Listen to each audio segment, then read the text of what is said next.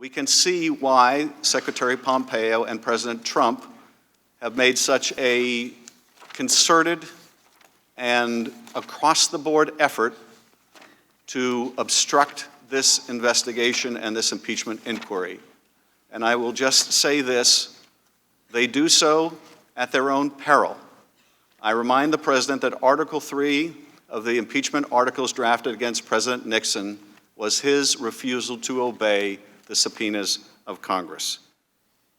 The Democrats' fake outrage that President Trump used his own channel to communicate with Ukraine.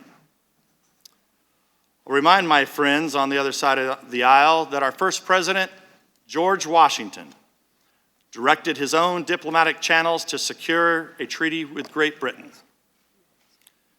If my Democratic colleagues were around in 1794, they'd probably want to impeach him too. I agreed to testify because I respect the gravity of the moment, and I believe I have an obligation to account fully for my role in these events. Secretary Perry, Ambassador Volker, and I worked with Mr. Rudy Giuliani on Ukraine matters at the express direction of the President of the United States. We did not want to work with Mr. Giuliani. Simply put, we were playing the hand we were dealt. I know that members of this committee frequently frame these complicated issues in the form of a simple question. Was there a quid pro quo?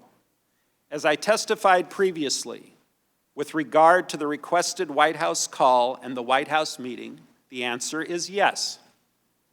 Mr. Giuliani conveyed to Secretary Perry, Ambassador Volker, and others that President Trump wanted a public statement from President Zelensky committing to investigations of Burisma and the 2016 election. Everyone was in the loop. It was no secret. Everyone was informed via email on July 19th, days before the presidential call.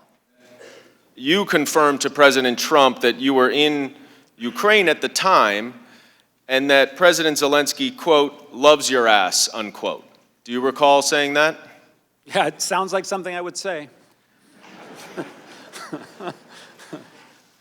That's how President Trump and I communicate, a lot of four-letter words. In this case, three-letter.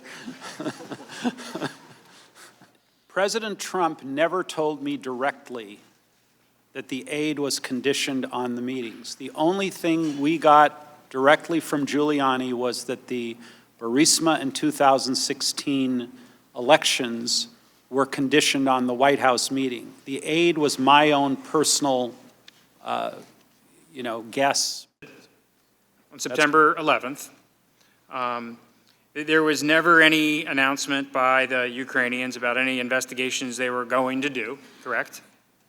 Correct. The Ukrainians never, to your knowledge, started any of these investigations, correct? Not to my knowledge. Consequently, these allegations that there was a quid pro quo that had to be enforced before the aid was released, and it never came to fruition, right? I don't believe so. As we get to the end here, you don't have records, you don't have your notes, because you didn't take notes, you don't have a lot of recollections. I mean, this is the trifecta of unreliability, isn't that true? Well, what I'm trying to do today is to use the limited information I have to be as forthcoming as possible with you and the rest of the committee. And as these recollections have been refreshed by subsequent testimony, by some texts and emails that I've now had access to, I think I filled in a lot of blanks.